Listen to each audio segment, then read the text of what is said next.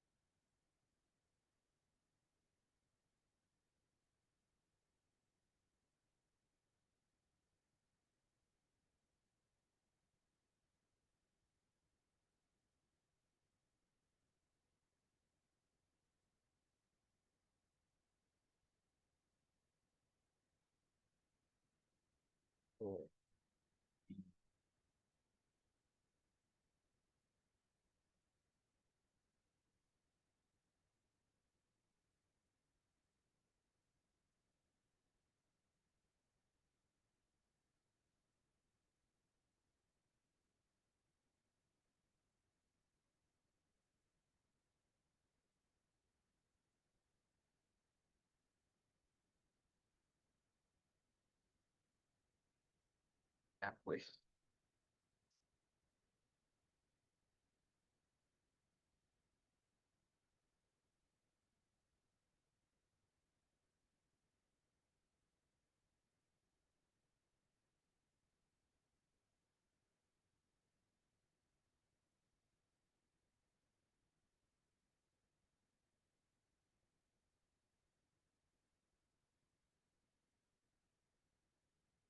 Hola, ¿me escuchan?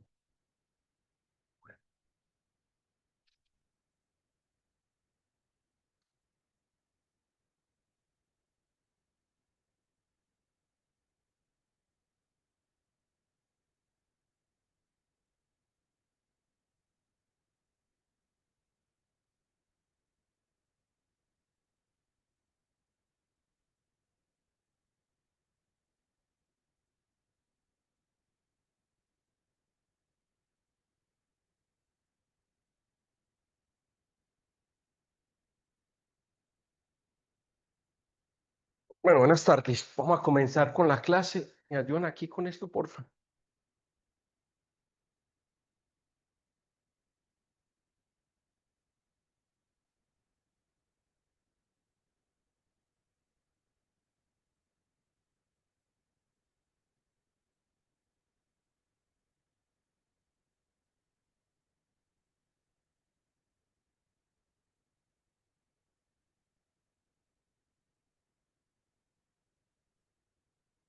Ok.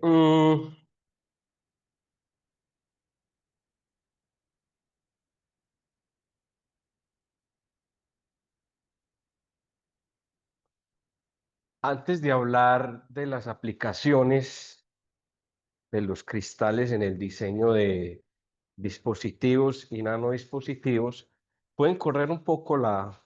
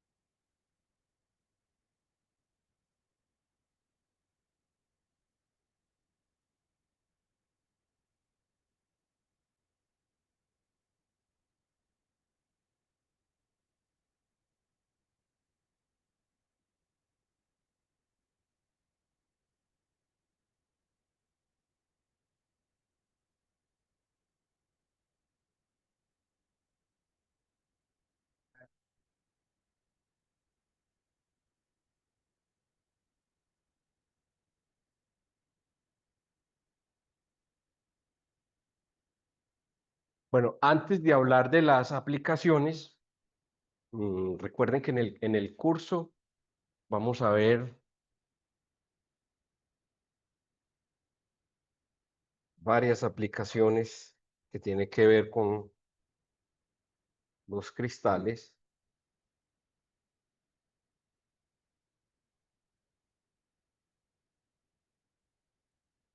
Una aplicación van a ser los láseres, otra eh, fotodetectores, otra va a ser la parte de moduladores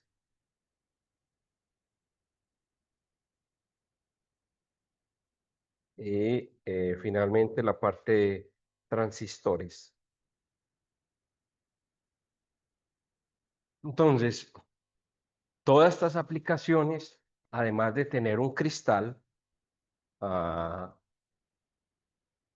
funcionan a través de un mecanismo en general que es la interacción de la luz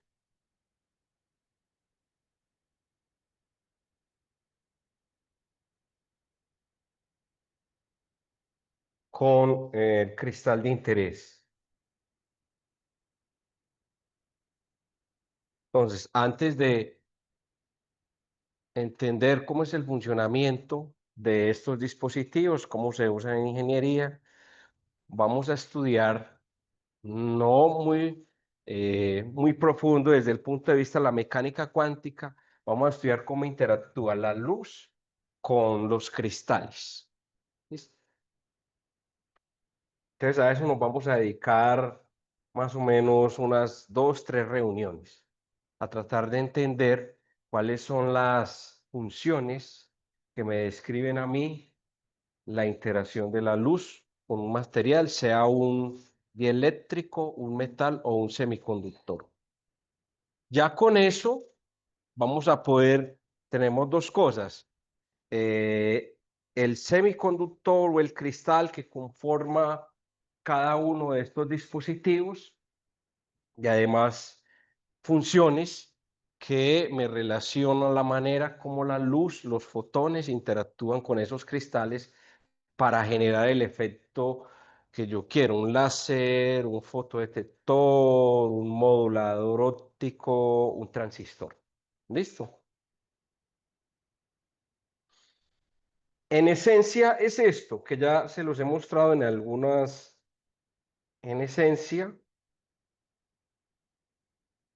lo que queremos es lo siguiente.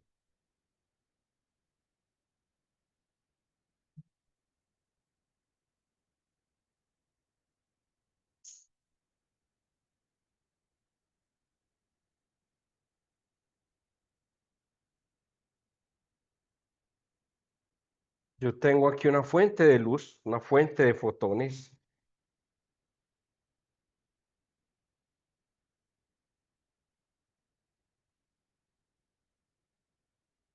Entonces voy a tener fotones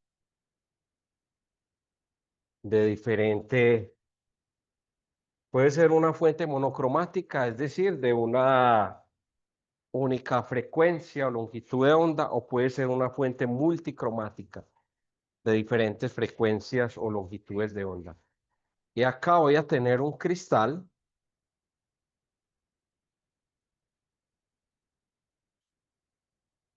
entonces silicio, germanio, grafeno, grafito, perovskita, heteroestructuras.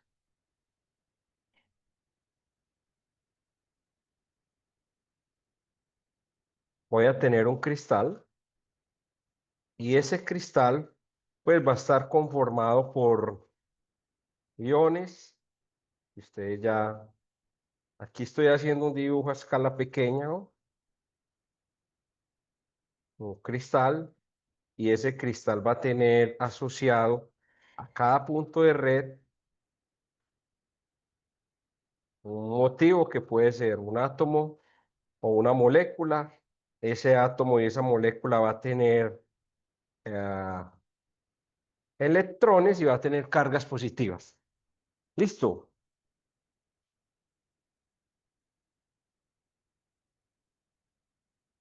Entonces la pregunta es, ¿qué le pasa a un cristal cuando interactúa con la luz? ¿Cómo puedo medir eso yo experimentalmente? ¿Qué cantidades matemáticas puedo eh, obtener a partir de la interacción de la luz con el cristal para poder medir eso? ¿Cómo mido eso a nivel experimental? ¿Qué funciones me pueden dar una descripción a nivel macro?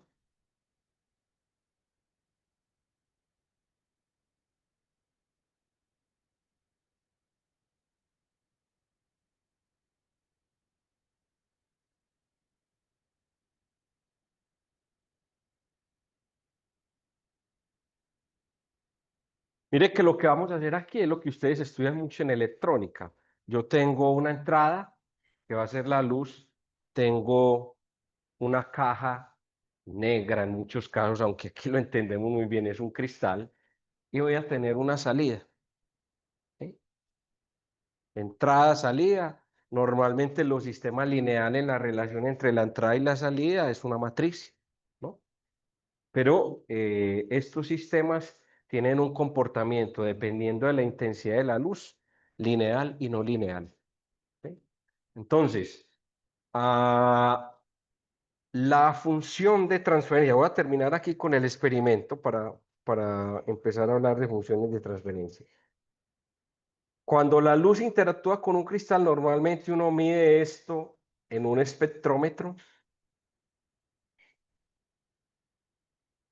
la salida,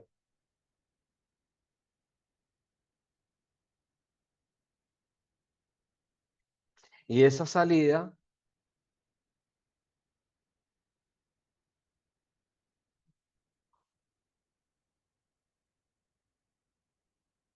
va a un analizador de espectros y dependiendo del tipo de cristal, yo voy a tener cosas como estas.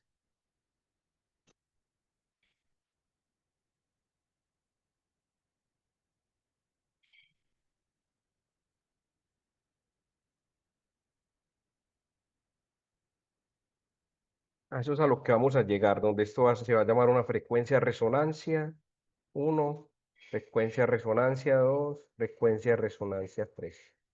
Entonces eso significa que cuando la luz pasa con esta frecuencia, este cristal va a tener una absorción muy alta en cada una de esas frecuencias. Esa es la función de ah, la medida experimental. ¿Está bien? Ahora, ¿cómo vamos a cuantificar eso? Entonces, la función de transferencia de este cristal, cuando interactúa con la luz, la vamos a llamar de varias formas. Ojo,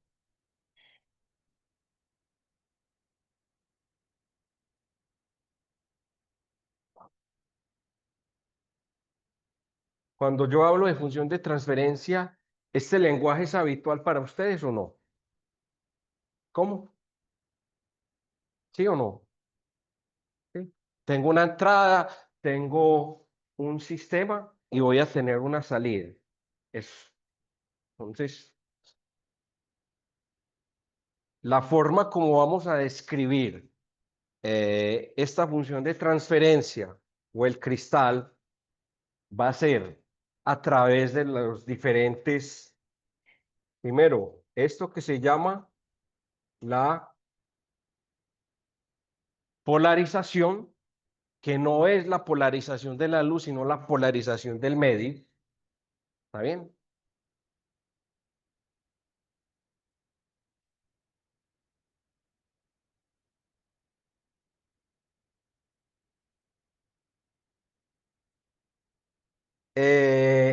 La susceptibilidad,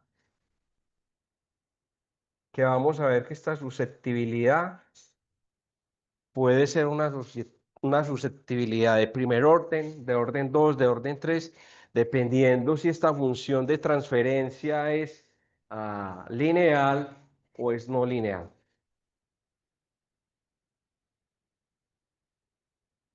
Nosotros en este curso solo vamos a trabajar con la parte lineal.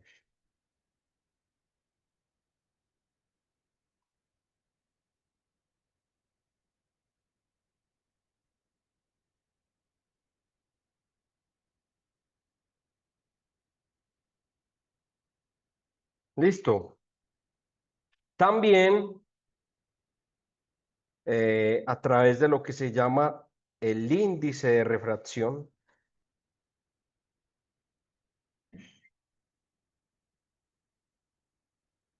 que es una cosa que ustedes más o menos vieron en los cursos de física de ondas, física 2, pero vamos a ver que este índice de refracción tiene una parte real y una parte imaginaria.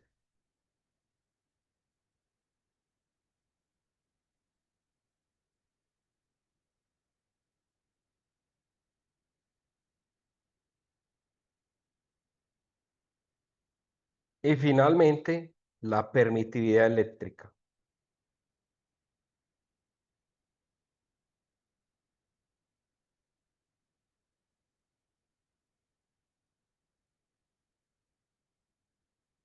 Todas esas cantidades ah, van a depender del tiempo, pero yo también puedo hacer la transformada de Fourier y pasar al dominio de la frecuencia. Nosotros vamos a trabajar en el dominio de la frecuencia porque los dispositivos que tenemos en el laboratorio y a nivel de medida es mucho más fácil medir en el dominio de la frecuencia que en el dominio del tiempo. ¿Sí? Entonces siempre vamos a expresar estas cantidades en el dominio de la frecuencia. Está bien, entonces, ¿cuál es la idea?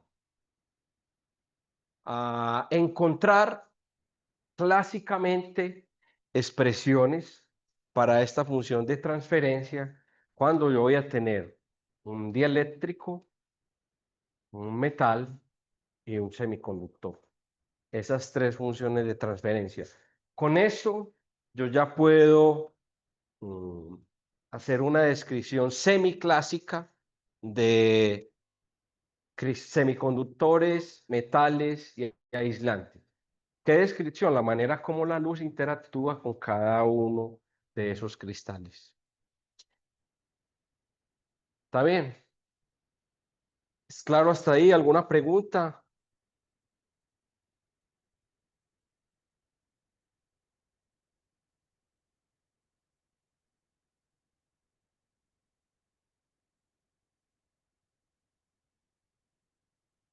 Entonces, miren algunos ejemplos.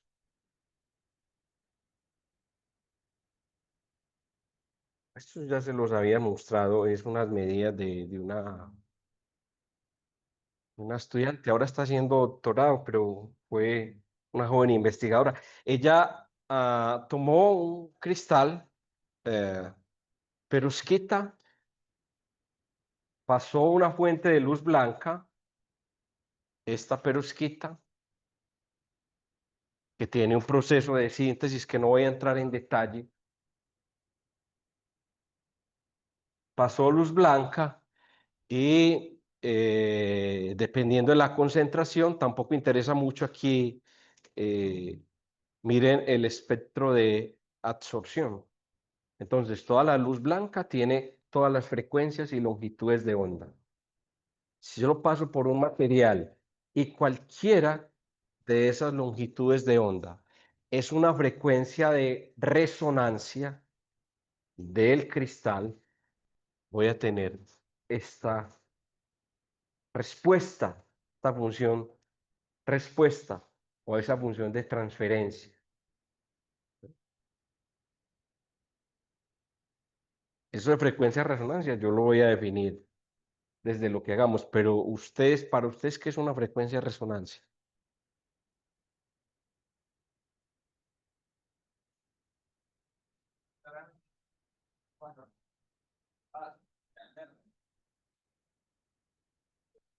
¿Qué es una frecuencia de resonancia?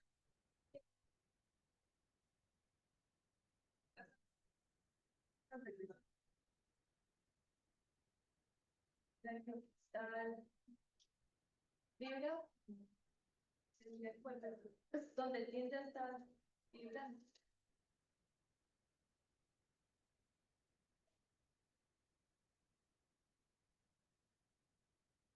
Será una frecuencia de resonancia. Es una frecuencia la cual se excita y es igual a la del sistema.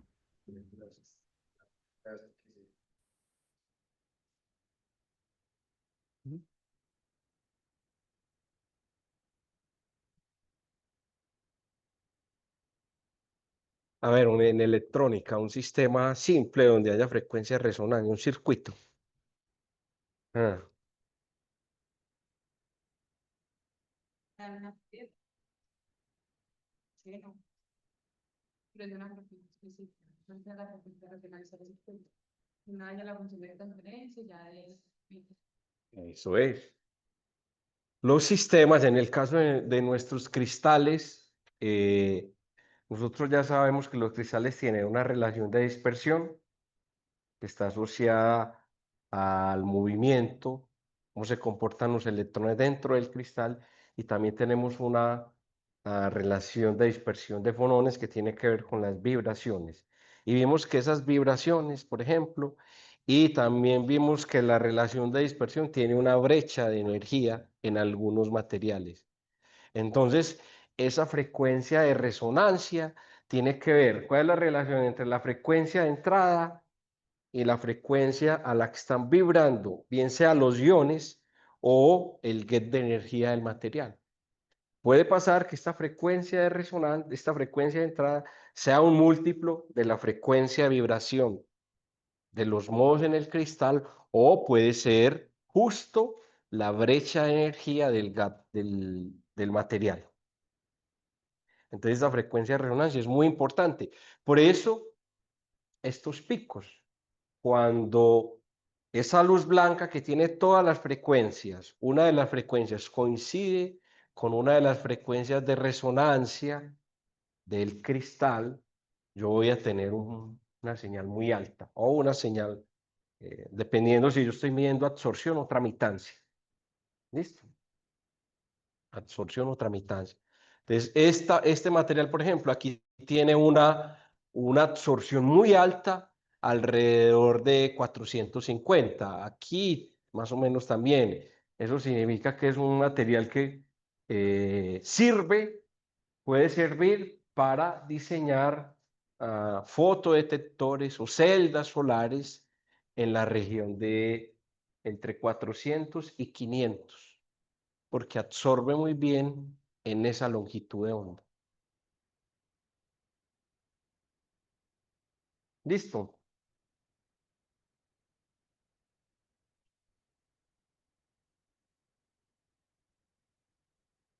Bueno,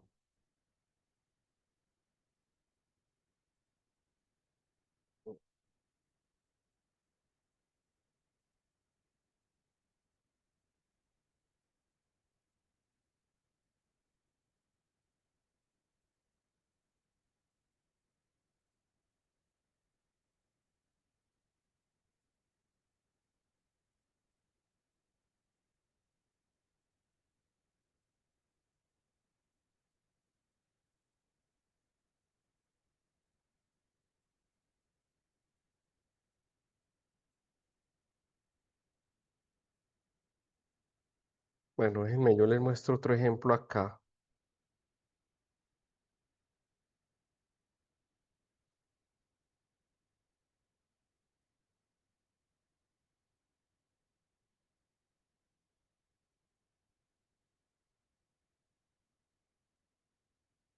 Esto, por ejemplo, es un ejemplo muy interesante.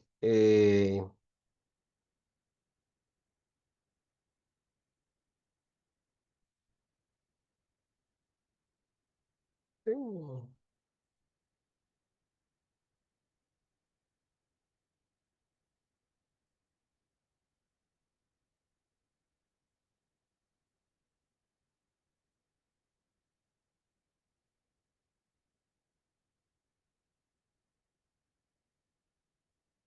no. Aquí es claro lo que yo les digo. Miren, una fuente de luz blanca que tiene todas las frecuencias y diferentes moléculas y tipos de vibración.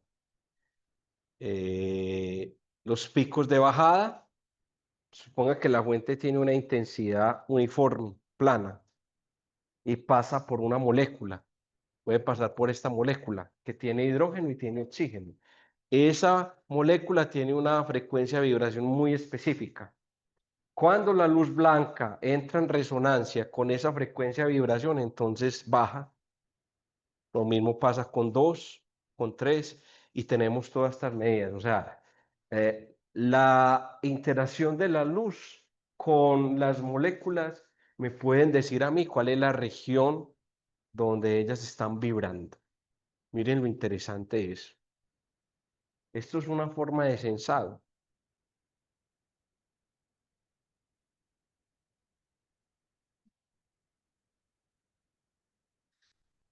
¿Está bien?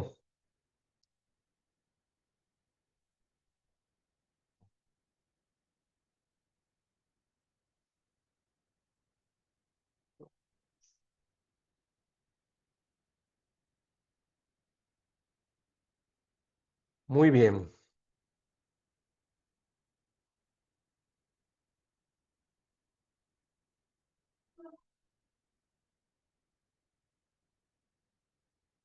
¿Alguna pregunta hasta acá?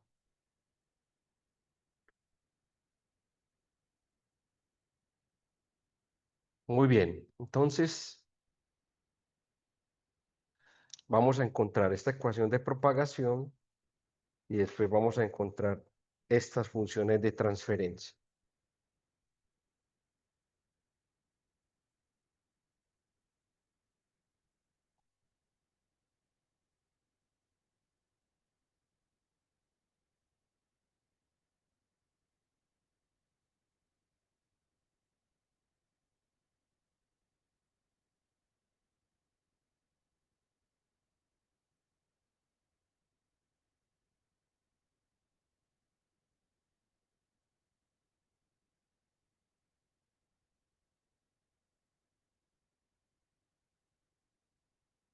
Cuando hablo de ecuaciones de propagación, vamos a ver qué es esto. Vamos a asumir que voy a tratar los campos electromagnéticos clásicamente, es decir,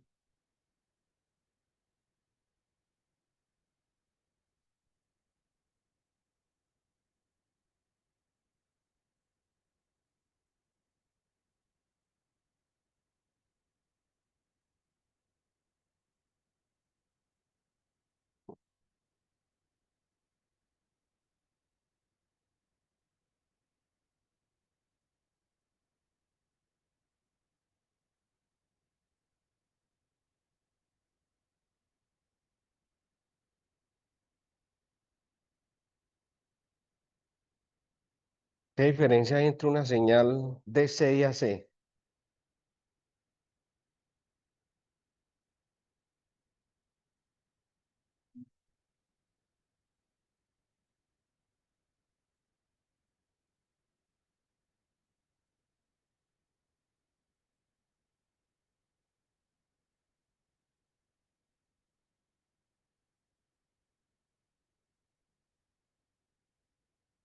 Como los campos son clásicos, eso significa que como son clásicos, eh, ¿qué ecuaciones obedecen los campos clásicos? E y H. Ustedes conocen.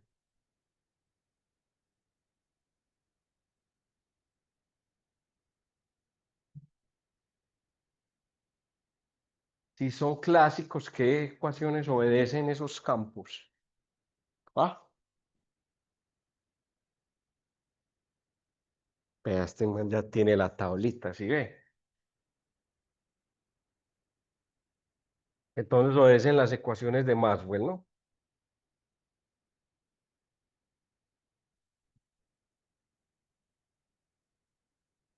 Entonces vamos a hacer una descripción semiclásica del sistema, es decir, los campos son clásicos, obedecen las ecuaciones de Maxwell y el cristal que puede ser un dieléctrico, un semiconductor o un metal, pues va a obedecer las reglas de la mecánica cuántica. Es decir, el cristal tiene niveles o tiene una relación de dispersión que describe el comportamiento de los electrones.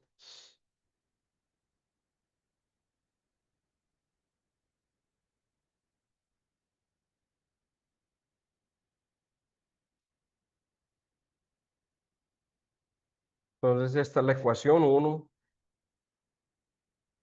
esta es la ecuación 2,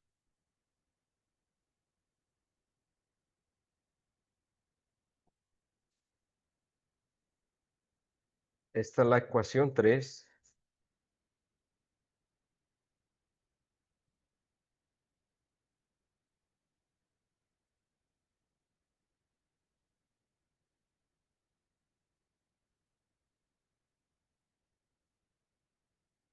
y la ecuación 4 es,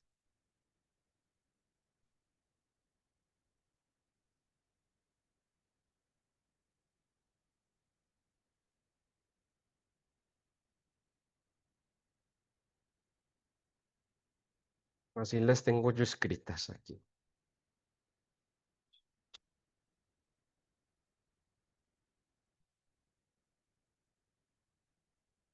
Entonces, obedecen y las relaciones constitutivas,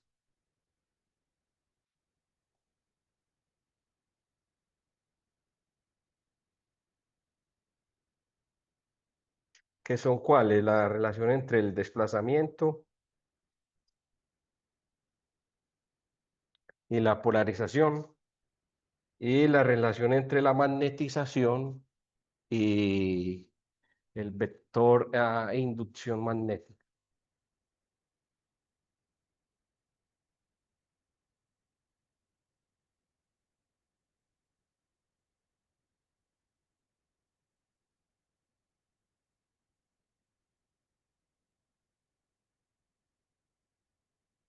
Y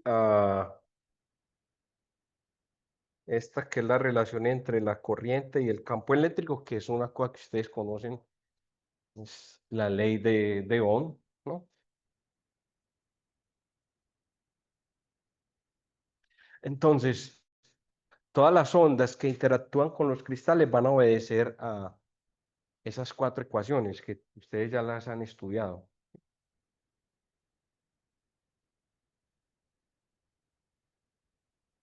¿Esto es qué? ¿Qué me dice esta ecuación? Físicamente, no la matemática. ¿Cómo? La generación de campos eléctricos tiene que ver con la densidad de carga, cargas eléctricas. Esta, eso, siempre aparecen positivos, negativos, ¿sí? Polo norte, polo sur. Nunca voy a tener un polo norte aislado. Esta, ¿cómo se llama esta? Faraday. ¿Y esta? Mm.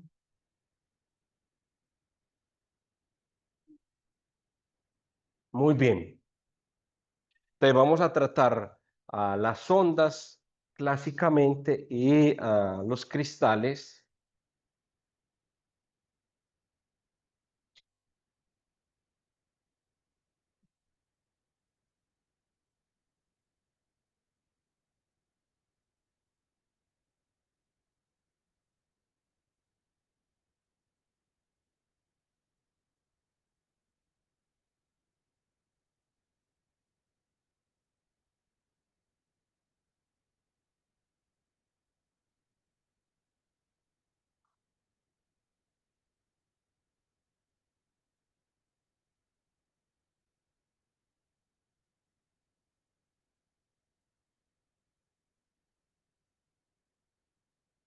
O esto lo vamos a tratar entonces desde el punto de vista de la mecánica cuántica, ¿sí?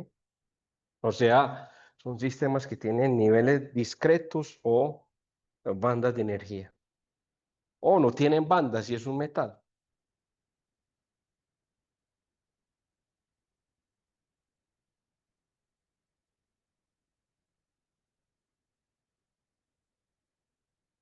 Muy bien, entonces miren lo siguiente.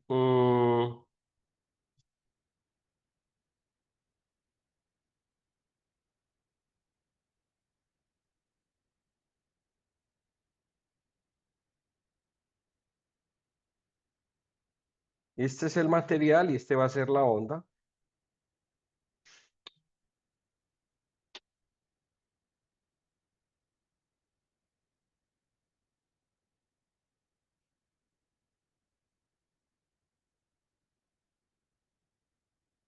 Aquí voy a tener una salida que puede ser otra longitud de onda o puede ser la misma, ¿sí? Entonces, esta es la entrada,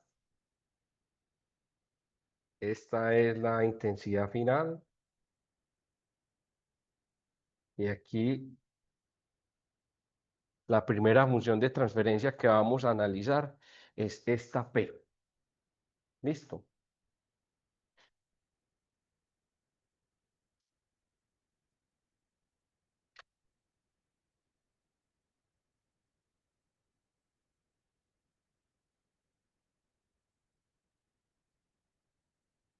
Vamos a asumir entonces que yo tengo un campo eléctrico incidente que tiene que ver con la luz, lo acabamos de decir, luz blanca o roja o amarilla o verde incidiendo sobre el cristal.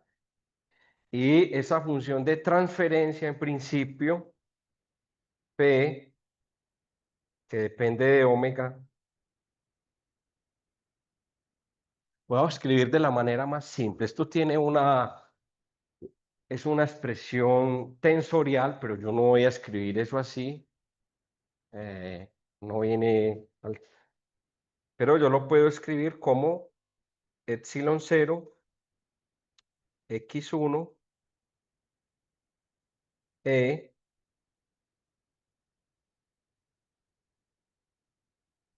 lo voy a escribir escalarmente, más E0 x2 e2 más E0 x3 E3 más E0 xn en.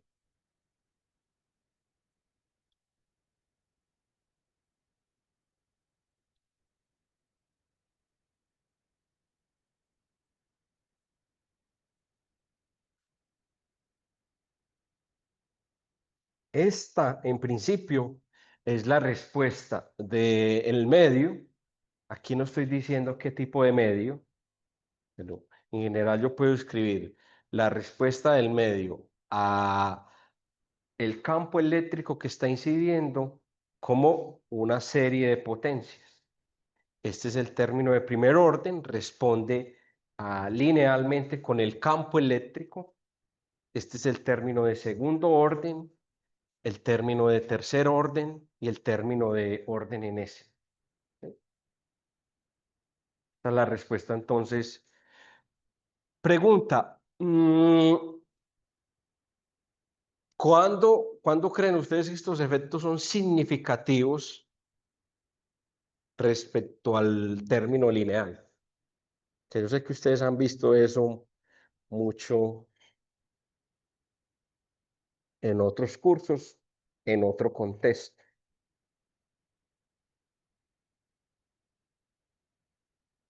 Cuando hace uno una expansión en serie de Taylor, ¿cuándo los términos de orden superior son significativos?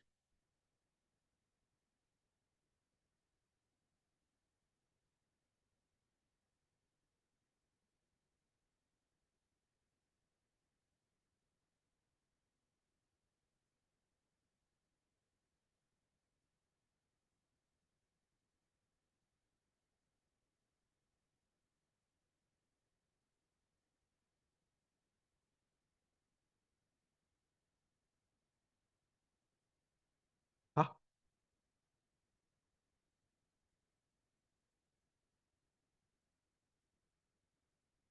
¿qué dicen ustedes?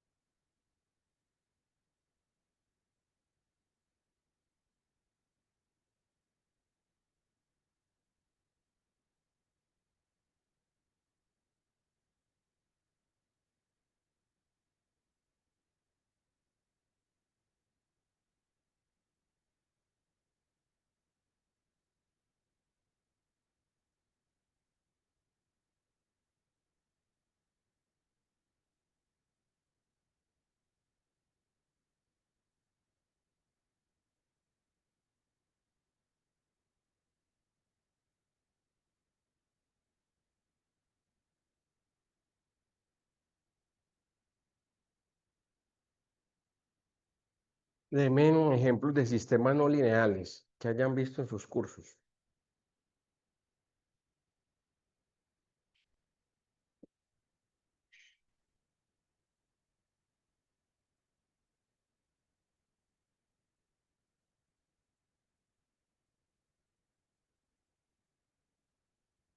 Nada. Me parece, me parece demasiado nuevo y no es tan nuevo. Estoy seguro que por lo menos todos vieron circuitos o no. Sí,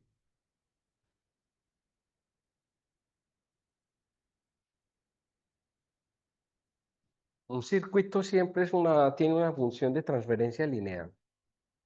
Ah, no.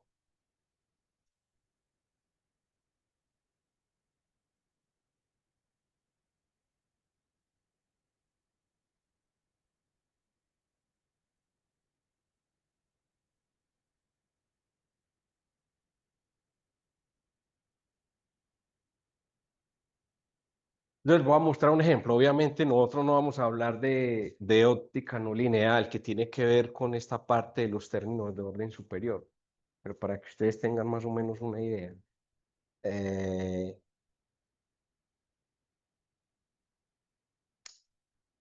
Cualquier sistema, el vidrio, un semiconductor, no puede generar efectos no lineales.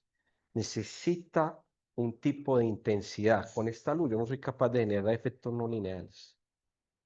Yo necesito un tipo de intensidad que pongan a mover los electrones de una manera muy brusca para que ellos puedan absorber y reemitir. Pero esa intensidad tiene que ser muy alta. Entonces, los efectos no lineales son apreciables cuando esta intensidad del campo es más o menos la intensidad que mantiene el electrón unido a un protón. Si es muy fuerte, yo soy capaz de moverlo. Si esta intensidad es muy pequeña, el electrón no va a sentir y el efecto lineal va a ser muy alto, pero no va a tener esa contribución de orden 2. Bueno,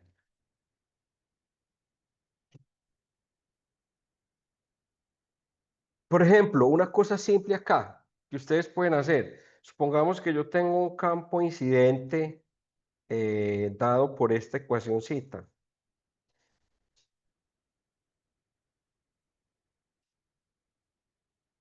donde I es la unidad imaginaria.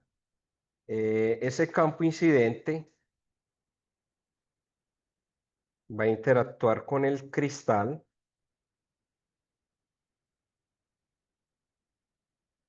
y la función de transferencia del cristal, vamos a suponer que la función de transferencia del cristal es de orden 3. ¿Cuál sería el resultado?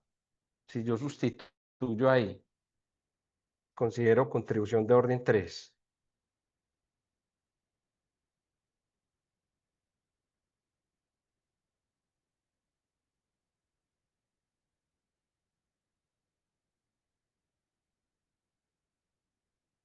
A ver, esta es la contribución de orden 3. Yo le voy a poner P sub 3. Entonces, P sub 3, sustituyo ese E y ¿qué me queda?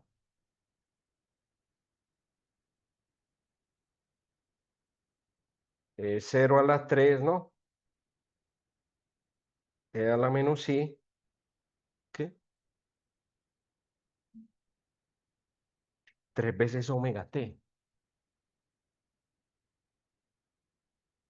O sea que existen materiales, obviamente si yo sintonizo, tengo esa fuente que les acabo de decir con ese campo eléctrico, existen materiales que toman el campo eléctrico y triplican la frecuencia. Ese es el efecto de orden 3, un efecto no lineal. En términos de longitud de onda, como la frecuencia y la longitud de onda son inversas, entonces en lugar de triplicar la frecuencia, la divide por 3, la longitud de onda. ¿Está bien?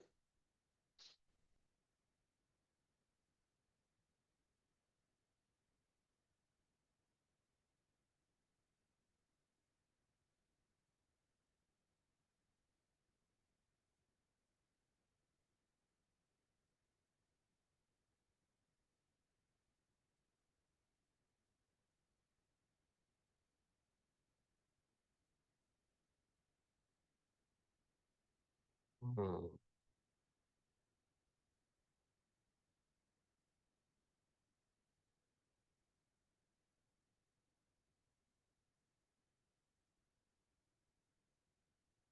Déjenme, yo les muestro. Traje esa, pero debe estar por acá, yo me he borrado.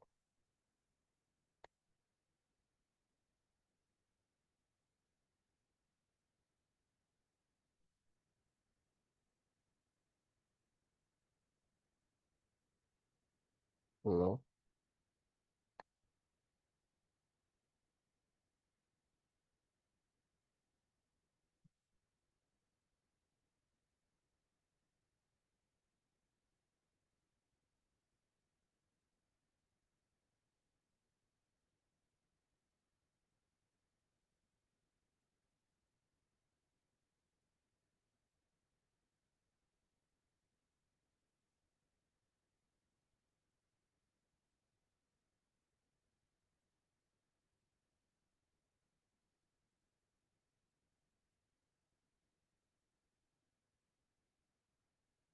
Oh, quiero que se fijen aquí en este material, que es lo que no vamos a ver efectos no lineales, pero que para que ustedes entiendan un poco eso, quiero que fijen en este punto.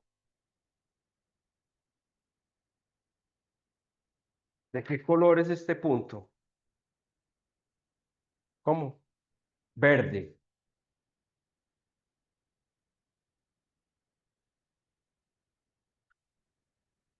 El experimento hecho sobre ese material es justo este. Pasa una luz, solo que en lugar, la longitud de onda es un láser, pues es una fuente muy especial. Ese láser tiene una longitud de onda de 1550 nanómetros. Y el efecto de tercer orden, lo que hace ese material, ¿esto en qué región está? ¿Cómo? ¿Cómo? ¿Cuánto es la energía de esto?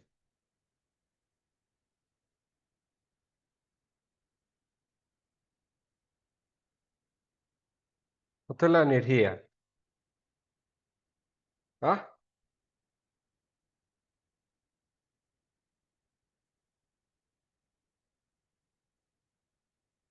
¿Cuánto es la energía?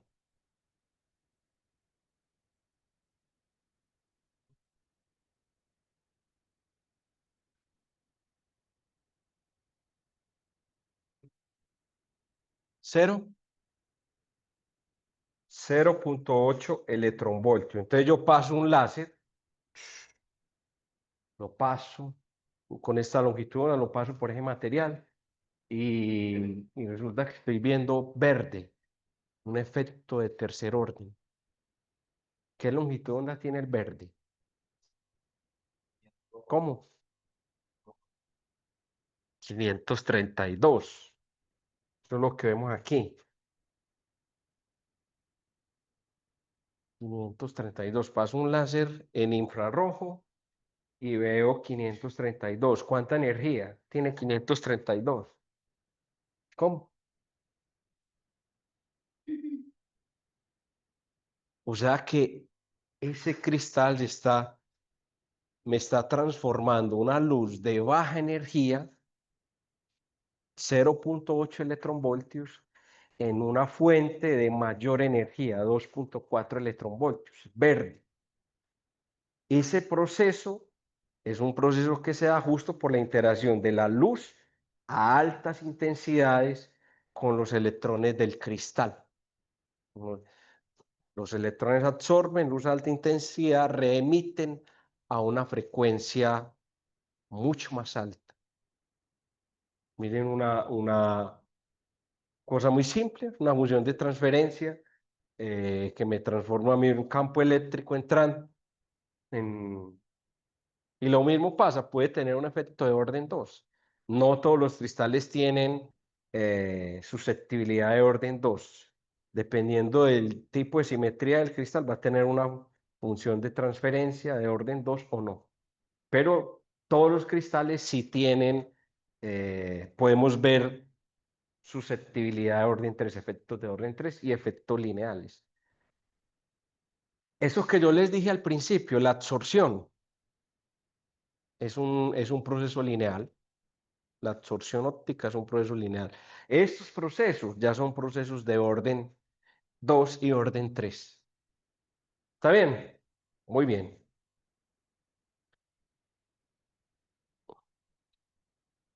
Y esto, bueno, antes, como para que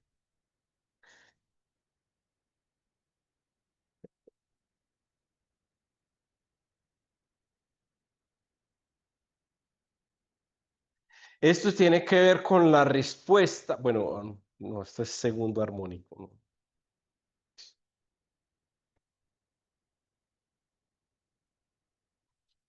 Muy bien, para nosotros nos va a interesar única y exclusivamente esta parte, la más sencilla, vea. No nos vamos a concentrar en fenómenos no lineales, o sea, la función de transferencia. En el caso de P va a ser esto. ¿Listo? Listo.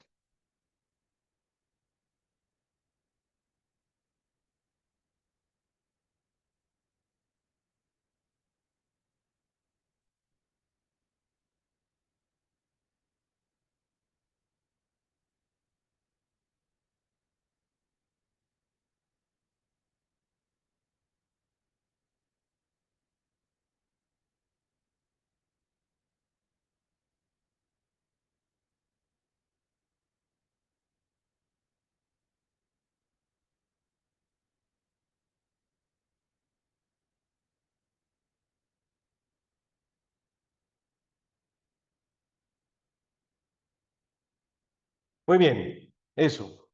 Y nos vamos a quedar con la parte, con esta parte, que en términos vectoriales, pues,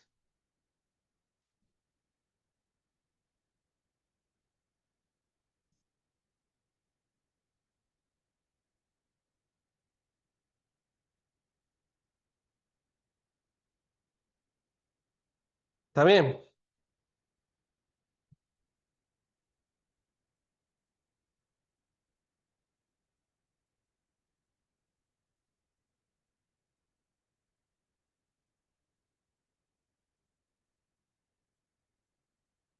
Muy bien, voy a sustituir esto de acá.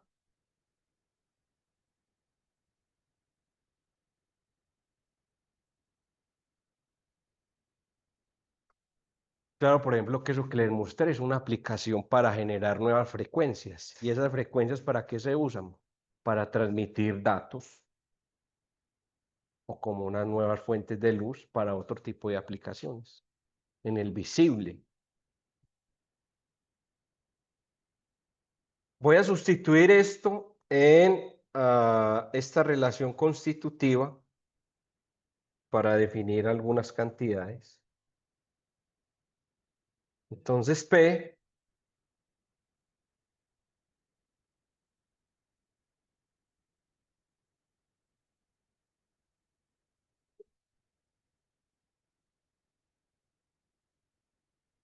D me queda que es E sub 0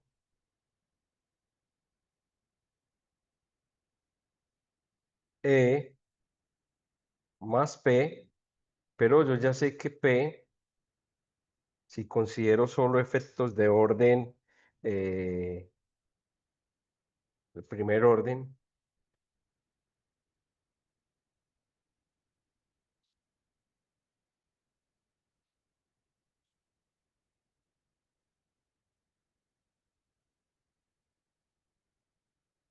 entonces el vector D me va a quedar como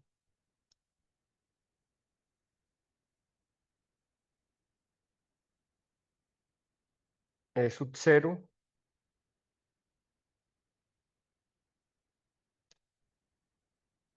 1 más X1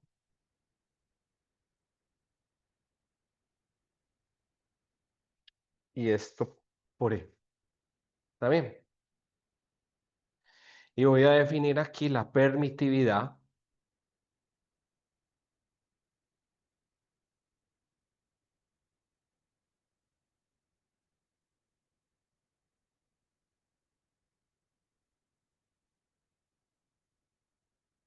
va a ser E sub 0, 1 más Q sub 1. Esa va a ser la permitividad. Listo, de tal manera que si yo conozco Q sub 1, puedo conocer esto.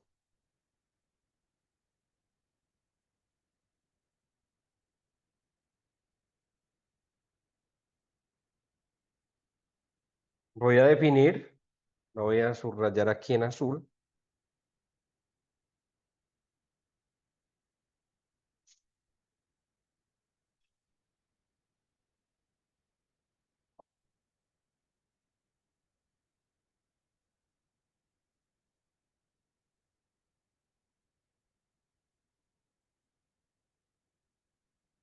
Voy a definir la permitividad relativa.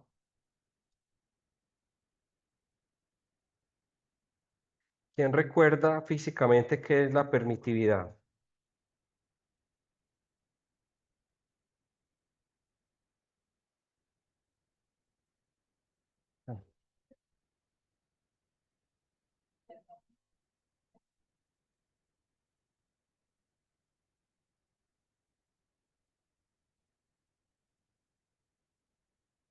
Sí,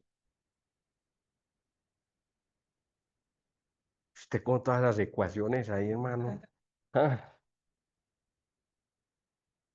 ¿cómo?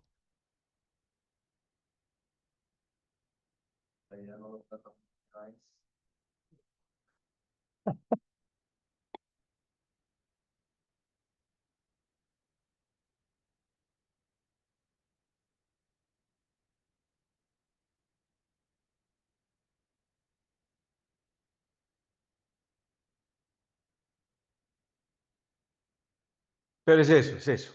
Una cosa es vos tener una onda en el vacío donde no hay cargas y otra cosa es tener una onda interactuando con un dieléctrico, un metal o un semiconductor. Los electrones están ligados a los iones y ya la constante, la permitividad lo que genera es un apantallamiento del campo eléctrico, porque hay un campo eléctrico interno, ¿no? Entonces, en lugar de tener epsilon 0, tengo E, que lleva en cuenta esas interacciones. ¿Listo? Muy bien, entonces ya, miren que ya tengo varias funciones de transferencia. Tengo esta, tengo P, que ya dijimos que la vamos a considerar como solamente la parte lineal. Y tengo la susceptibilidad de primer orden, la susceptibilidad eléctrica. Y voy a definir una muy importante que es el índice de refracción.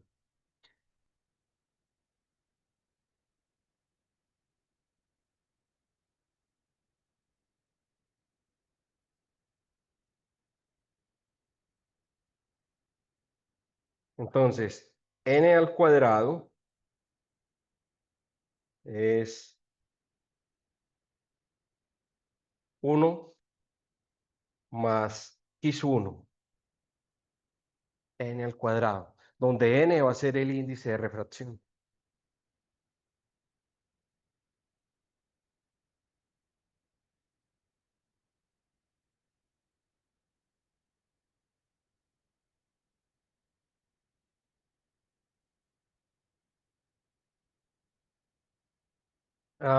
Ese n también lo puedo definir como la raíz de la permitividad relativa, que es lo que acabamos de... Listo. Y n va a depender de la frecuencia. Entonces, cualquier sistema,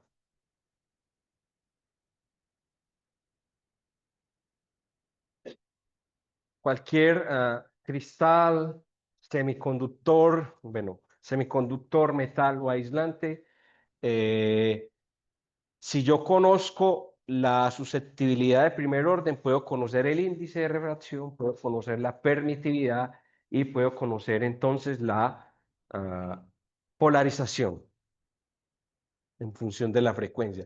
Y eso es lo que me dice a mí dónde absorbe el material luz, esa función. ¿Está bien? Una cosa importante es que estas cantidades Las voy a escribir acá en rojo.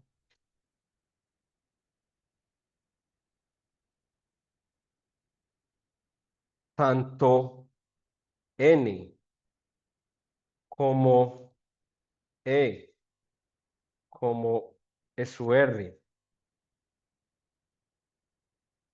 Todas estas cantidades son cantidades complejas.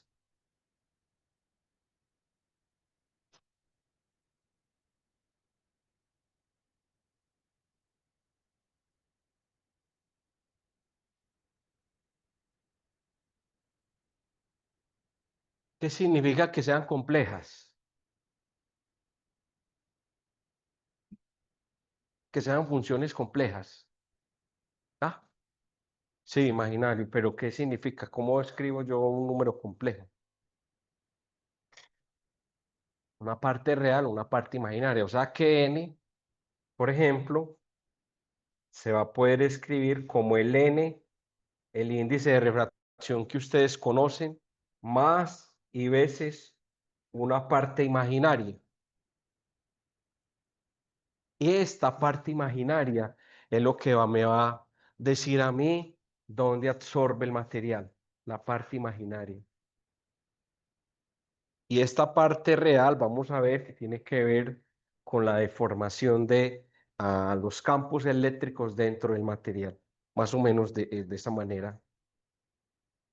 Entonces esto tiene parte real, parte imaginaria. La susceptibilidad también va a tener parte real,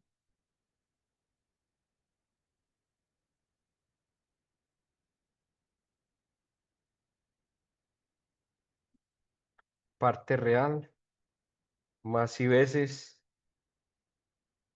parte imaginaria. ¿Está bien? La permitividad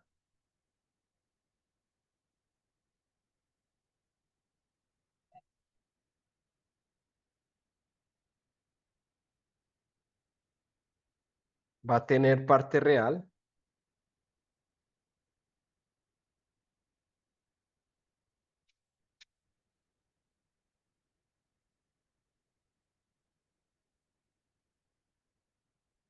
y parte imaginaria. Y lo mismo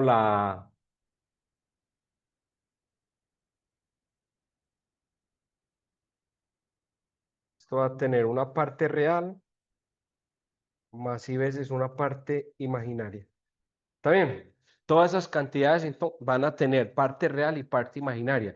La parte real, la parte imaginaria siempre va a estar asociada a la absorción.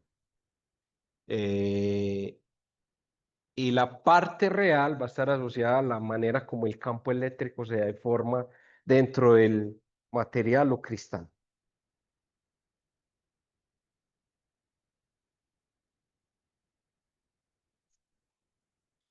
¿Hasta aquí alguna pregunta?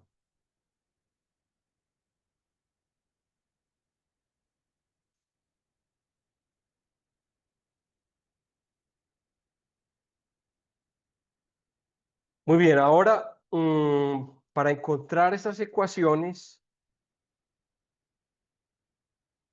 recuerden que vamos a encontrar la ecuación genérica de propagación.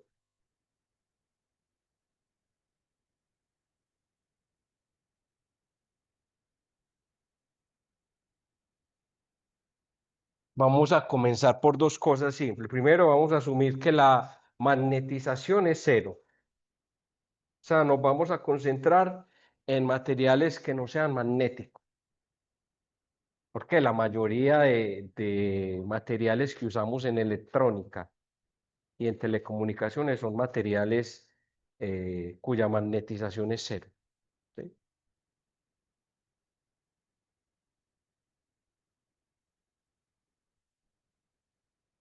Y en principio vamos a asumir que tengo materiales no dopados, materiales neutros. Es decir, la densidad de carga es cero. ¿Sí? porque tengo igual número de cargas positivas y cargas negativas. Si sumo toda la carga que me da esa densidad, me da cero. ¿Mm? Entonces, teniendo en cuenta eso, voy a reescribir estas ecuaciones. Entonces, mire, eh, ρ es cero,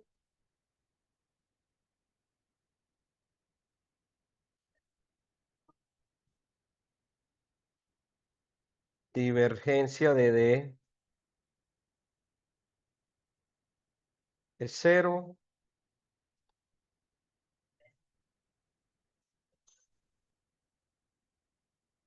divergencia de B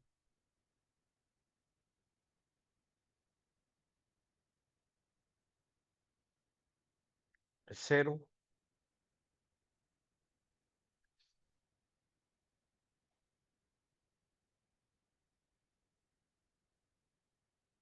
D es E sub 0 más P,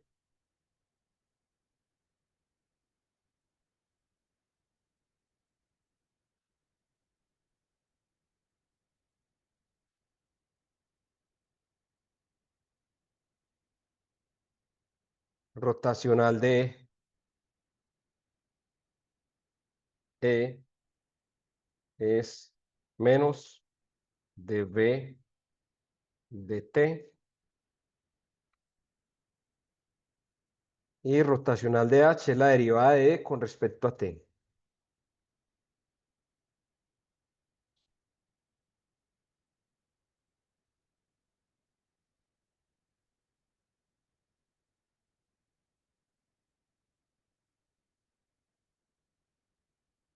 Bueno, entonces, mire cómo es la ecuación genérica de esto, pues.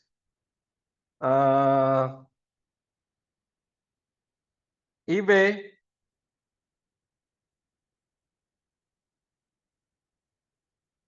B es mu por H. Listo.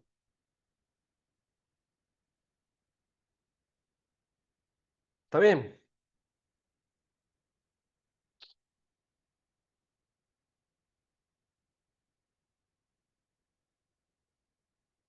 Voy a sustituir de aquí, D, lo voy a sustituir y voy a sustituir el valor de H.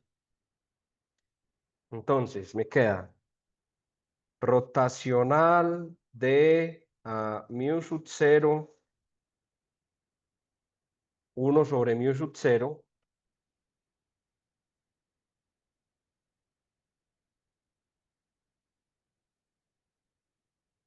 1 sobre mu sub 0 por H, que es claro pues que puedo sacar ese mu sub 0 por B, perdón.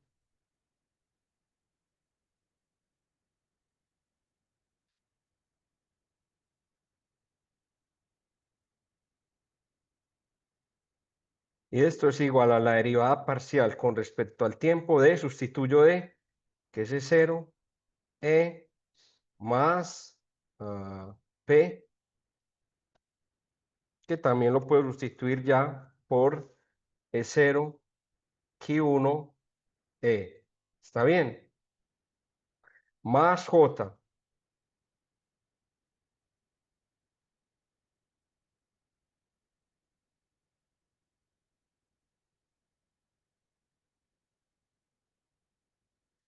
Entonces tengo que rotacional de B, paso este mu sub 0 para allá, es la derivada de mu sub 0, epsilon 0, la derivada parcial con respecto a T de E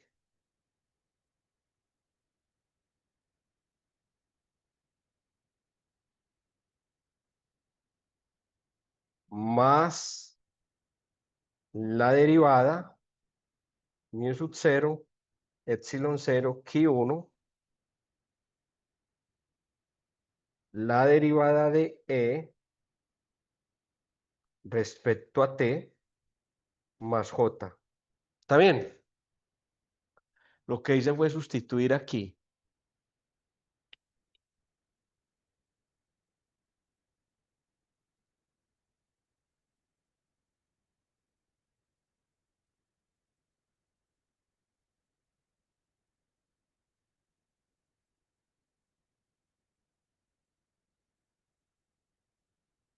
Y aquí mire lo que voy a hacer. Voy a sacar rotacional de esta ecuación.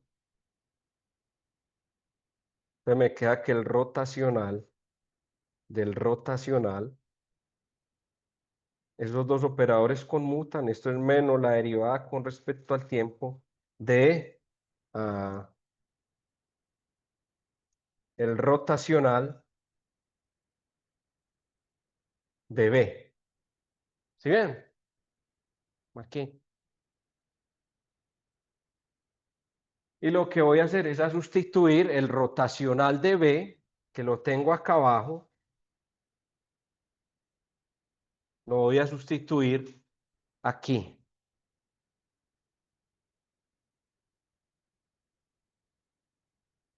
Este rotacional de B. Entonces me queda rotacional del campo eléctrico es igual a,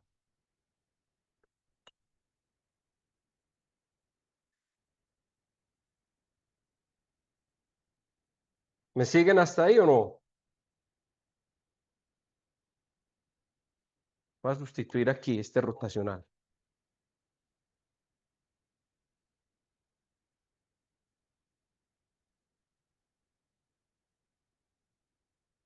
Rotacional del rotacional de E es igual a menos la derivada con respecto al tiempo de mu sub 0,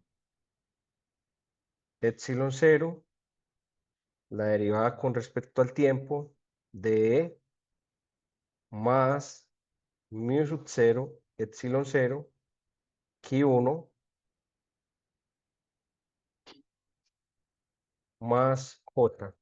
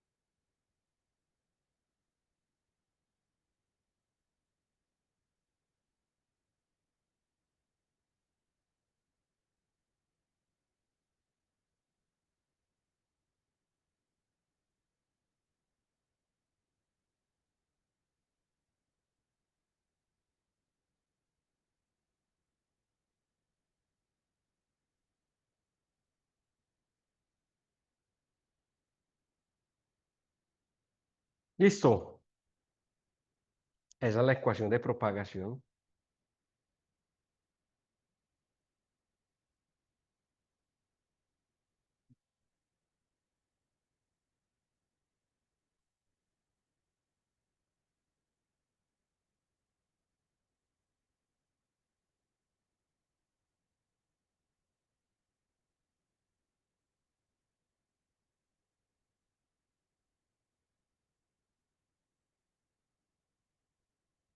Una manera, se puede escribir de varias formas. Esta es la ecuación general. Si estoy en un dieléctrico donde no tengo corriente, esto vale cero. Listo. Y si estoy en un metal, pues no voy a considerar esta parte. Ahora, esto yo también lo puedo escribir como. ¿Quién recuerda cómo escribir el rotacional del rotacional de un campo?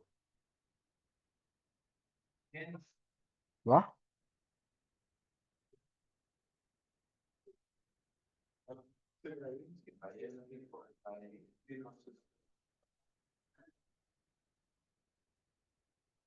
¿El qué? El gradiente.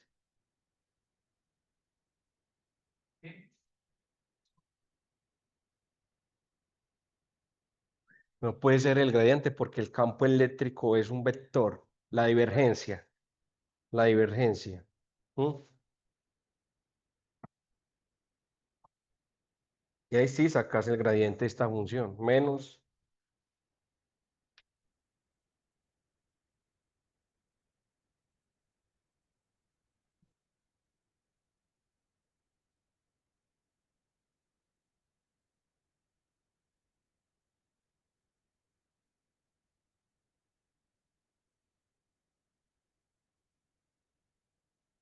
Está bien, entonces esta es la ecuación, una de las formas genéricas. También se puede llegar a esta otra, la voy a escribir aquí.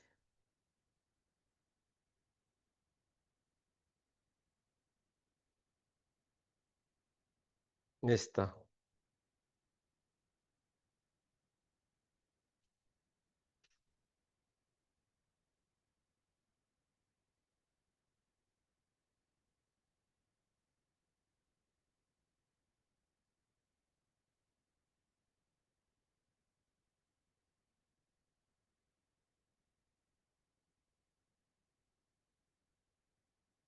Que ahí simplemente lo que hice fue escribir, aquí me faltó un mu sub 0.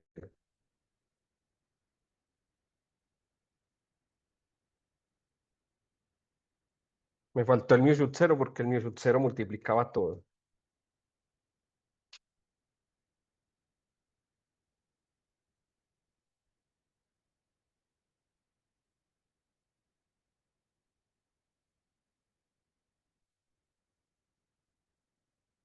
Mu sub 0. ¿Cierto? Porque este mu sub 0 multiplicaba todas las expresiones.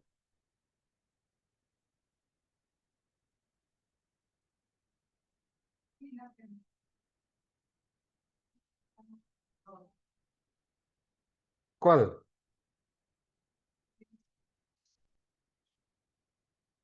Ah, sí, es una segunda derivada, ¿cierto? Mm.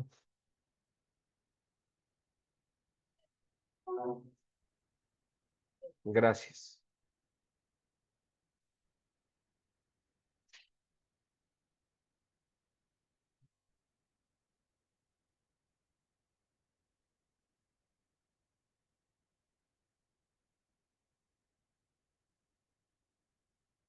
O miren, miren, esta ecuación es muy bonita. Si yo tengo una onda que no está interactuando con el cristal, ¿qué ecuación debería seguir esa onda?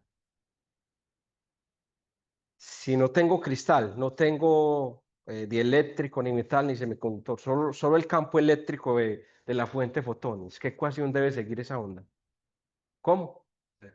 ¿Qué ecuación? No, no la solución. ¿Qué ecuación? Una onda electromagnética. ¿Qué ecuación es? ¿Cómo? Si no tengo material, mire que P vale cero, no tengo función de transferencia, sí. J vale cero, y si esto es cero, me queda esta expresión. ¿Esta expresión es qué? En el vacío.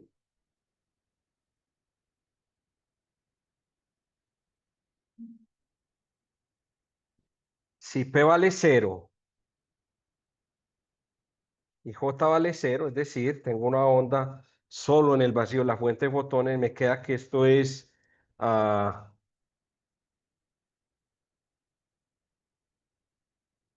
¿qué me queda?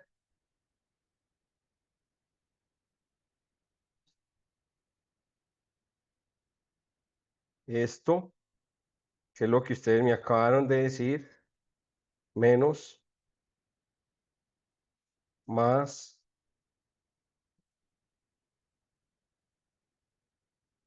y esto es igual a cero. Como estoy en el vacío, esto me vale cero, no tengo cargas, y entonces tengo que,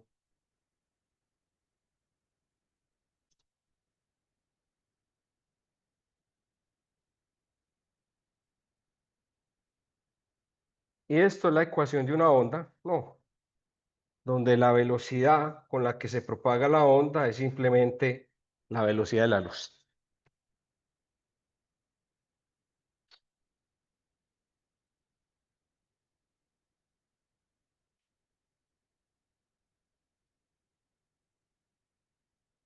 ¿Está bien?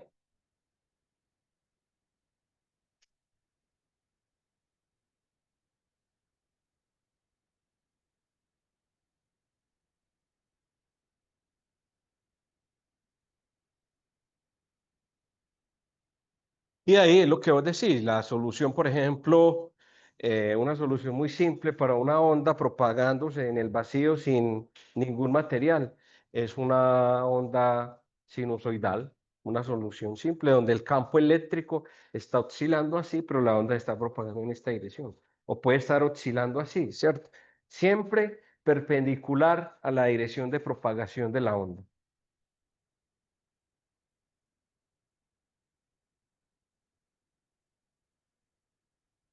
Entonces, jóvenes, ¿qué en términos generales físicamente, qué me dice a mí esa ecuación de propagación? Mire, cuando un campo eléctrico interactúa con el cristal, me va a generar, me puede generar o corriente, claro, porque va a poner a que los electrones se muevan, entonces hay una variación de la corriente, pero también me va a generar una nueva componente de frecuencias, ¿cierto? Esta corriente está asociada a los electrones libres. Esta P está asociada a los electrones que están más ligados a los núcleos. Recuerde que en general un cristal puede tener electrones libres en las últimas capas, pero también puede tener electrones internos, que son los que me generan la cohesión, los enlaces que ya vimos, ¿no? Entonces, cuando un campo eléctrico interactúa con un material, puede generar o corriente o puede generar nuevas frecuencias de luz.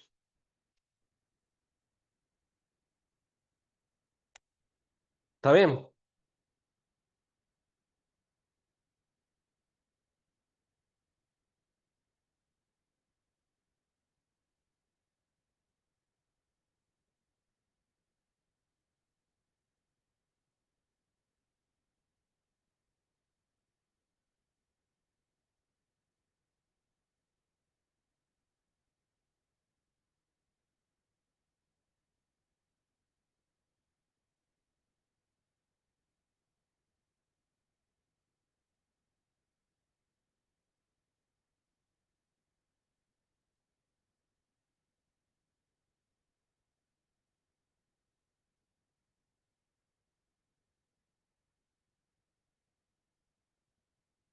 Vamos a encontrar entonces las expresiones para eh, estas cantidades, las funciones de transferencia para un sistema donde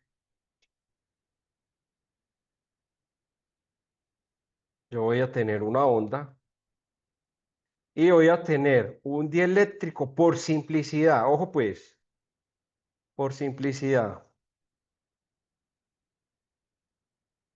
Vamos a comenzar con un dieléctrico. Dieléctrico constituido por un solo tipo de átomo. ¿Sí?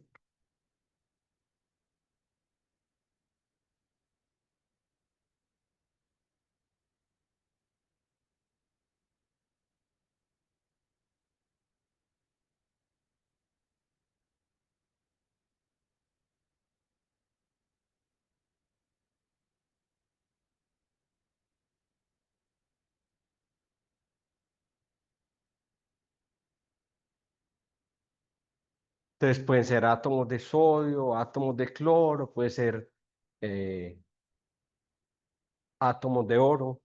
¿Sí?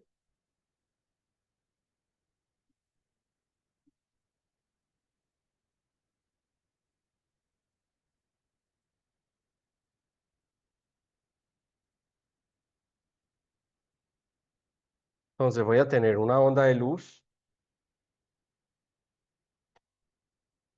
Aquí voy a tener, solo para que ustedes, supongamos que tengo un solo tipo de átomo.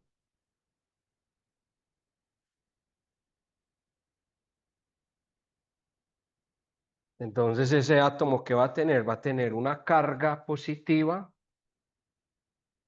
y clásicamente pues puede tener electrones alrededor de él, ¿no? Lo mismo acá. Mire que ahí lo estoy haciendo clásicamente para que ustedes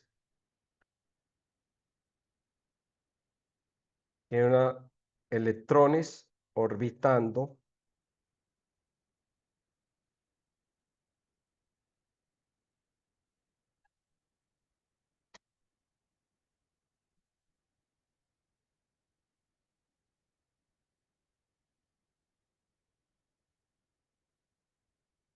Muchos electrones, ¿no? Muchos electrones.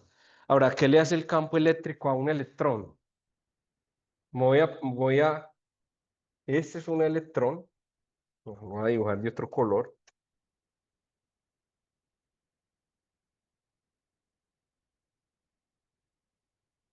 Este es un electrón y me voy a concentrar solo en este. ¿Sí? Voy a concentrar solo en esto. ¿Qué le hace el campo eléctrico a ese electrón?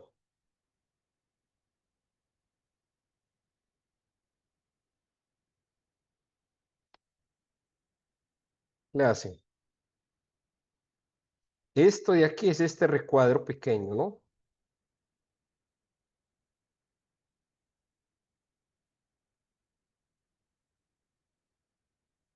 Aquí está el núcleo, carga positiva, y aquí está la nube de electrones. ¿Qué le hace el campo eléctrico a este electrón? Por ejemplo, si el campo eléctrico está así,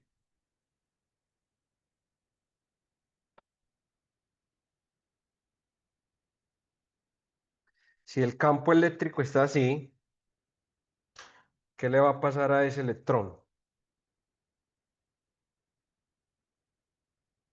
¿Cómo?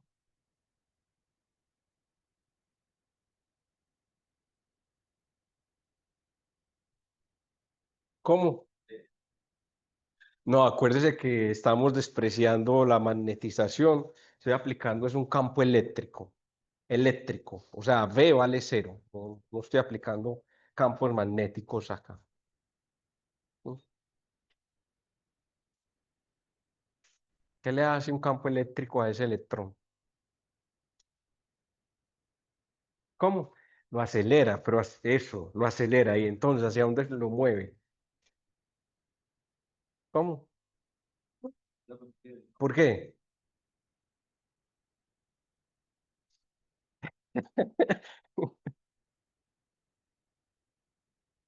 ¿Ah?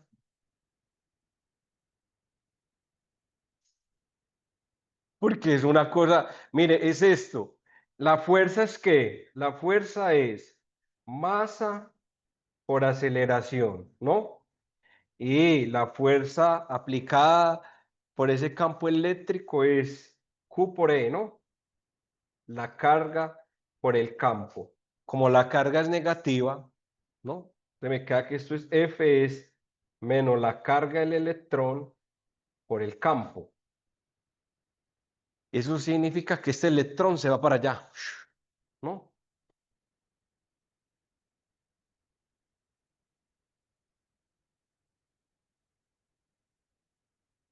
¿Por qué? Me queda entonces que la fuerza es masa por aceleración, es menos E. Bueno, entonces la aceleración va en sentido contrario al campo. ¿Está bien? Muy bien. Entonces uno puede decir que este electrón se mueve hacia acá y en principio, si el material es neutro, si el material es neutro, eh, yo estoy generando un dipolo eléctrico ahí, ¿o no? Porque mire que yo tengo una carga positiva, tengo un electrón que se desplaza, entonces ahí estoy generando un dipolo eléctrico entre esta carga positiva y esta carga negativa, ¿no? O sea, el dipolo eléctrico generado ahí, P sub I, es simplemente la carga del electrón por la distancia que se desplaza este electrón respecto a la posición inicial. ¿Sí o no? Es un dipolo eléctrico, lo recuerdo. ¿No?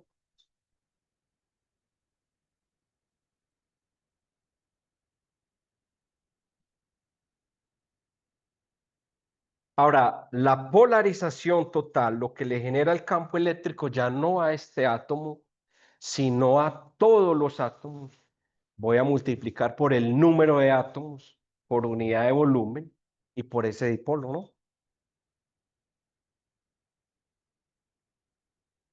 O sea, P es la suma desde I igual a 1 hasta N de P sub I. Y esto simplemente yo lo puedo escribir como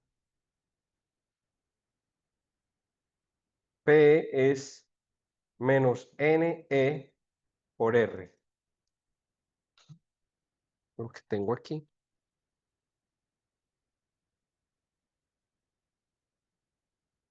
Donde N es el número de electrones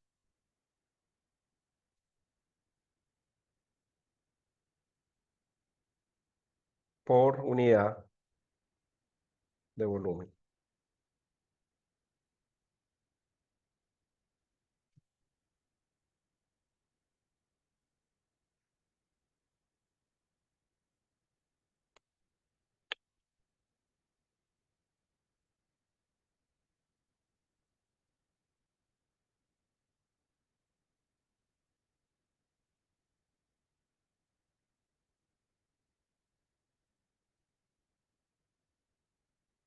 Aquí hay una cosa y es lo siguiente.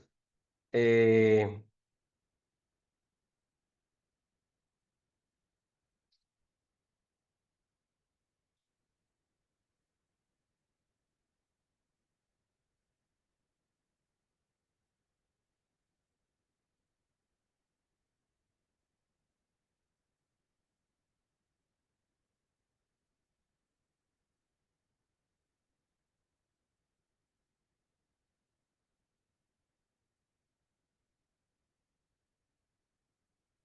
Aquí hay una cosa y es lo siguiente, jóvenes. Esta fuerza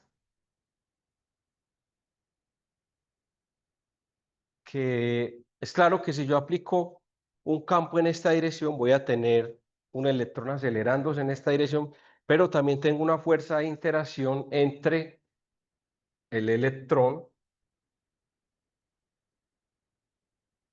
y el núcleo, ¿no? Positivo.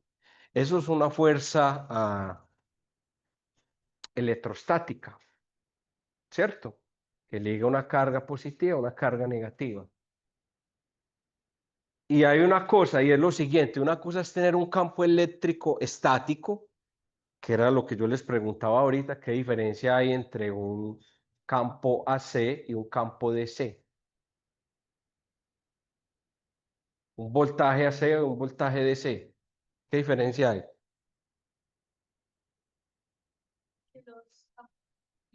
Mm. No, pero en términos de electrónica, ¿qué diferencia hay cuando uno tiene un voltaje AC o un voltaje DC? ¿Estos tomas funcionan con qué frecuencia? ¿Ah? ¿Cómo?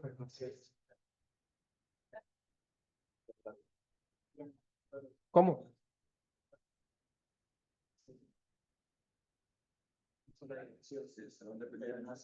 Por eso, si yo le digo a usted, tráigame una fuente AC y una fuente DC, ¿cuál es la diferencia entre las dos? Si a usted le dicen en una empresa,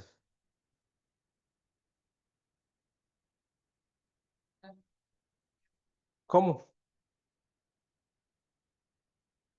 La frecuencia puede ser qué. Pues,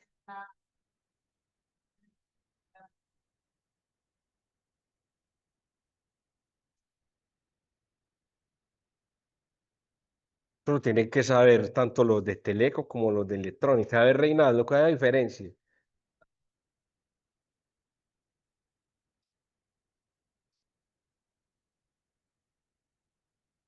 Una tiene qué.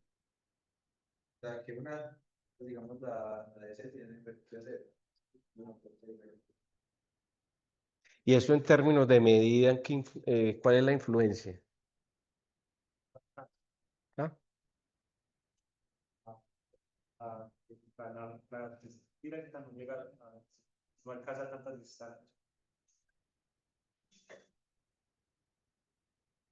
Sí.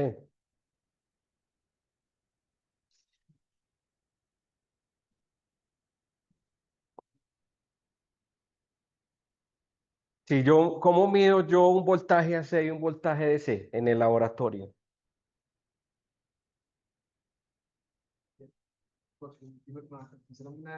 No, no, voy a medir el voltaje. en el tiempo, el voltaje en el tiempo.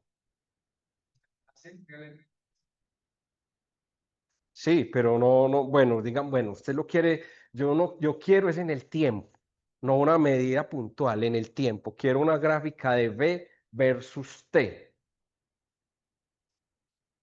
¿Cómo? La C es una sinusoidal, ¿cierto? O sea que normalmente lo que uno mide con un voltaje AC es un promedio. ¿M? Mientras que con un voltaje DC tengo es un nivel que yo puedo renormalizar. Entonces lo mismo pasa con esto. Yo puedo tener un campo eléctrico que oscile, o sea, un voltaje AC, o puedo tener un campo eléctrico que es DC, que no depende de la frecuencia. Dependiendo de eso, pues voy a tener unas expresiones para P, para Q1, para el índice de refracción. Entonces vamos a asumir aquí otra cosita y es lo siguiente. La fuerza, ¿qué pasa? Que era lo que yo les decía ahorita. Uno cómo genera efectos no lineales. Si este campo es muy fuerte, este electrón tiende a separarse del núcleo. Empieza a vibrar muy rápido, muy rápido. Y eso hace que cuando un electrón se acelera, emite radiación. Por eso es que emite esa frecuencia verde. Si este campo es muy pequeño, muy lento, pues esta fuerza va a ser más pequeña, ¿no? Entonces, esta fuerza entre las cargas positivas y las cargas negativas se puede simular como una fuerza elástica. O sea,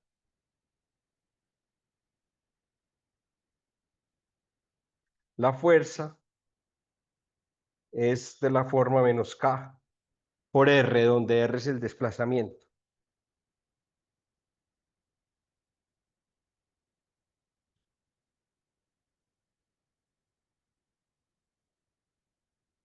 Si yo sustituyo esa fuerza, tengo que la fuerza es masa por aceleración. Entonces,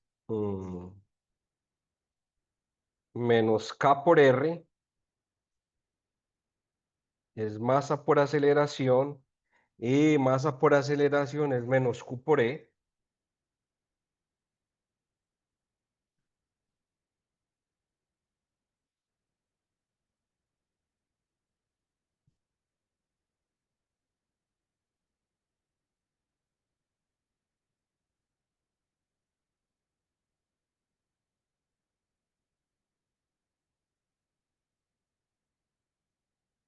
Y me queda entonces que R es ¿quién? R es E sobre K por E.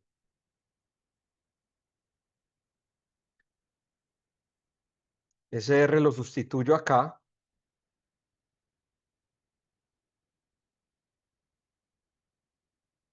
Me va a quedar que P es igual a,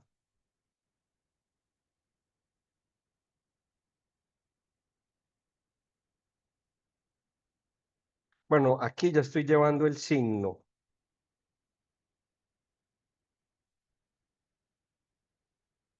Ya estoy llevando el signo.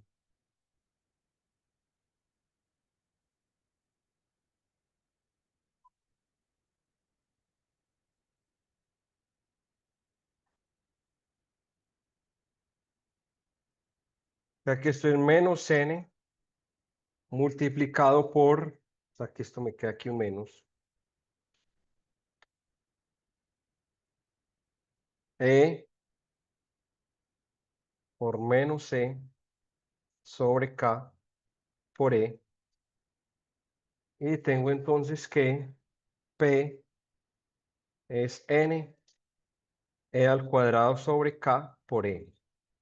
Como la polarización de primer orden es Q1 por E, entonces voy a tener que esto es igual a esto.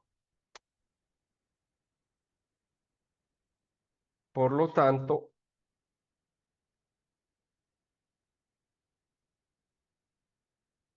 Y aquí tengo Q1. Q1 es N E al cuadrado epsilon 0 sobre K. Esa es la susceptibilidad de orden 1 para el caso de un campo eléctrico estacionario.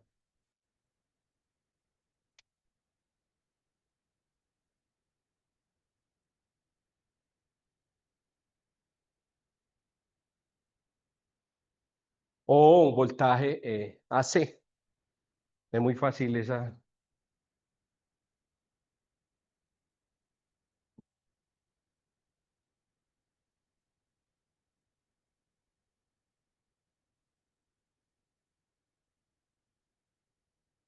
En la próxima vamos a continuar vamos a hacerlo para el caso de un campo eléctrico AC, y ahí encontramos N, epsilon 0 y la susceptibilidad.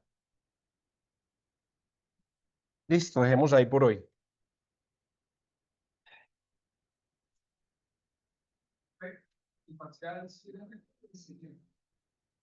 Ustedes dijeron que el miércoles 11, ¿no?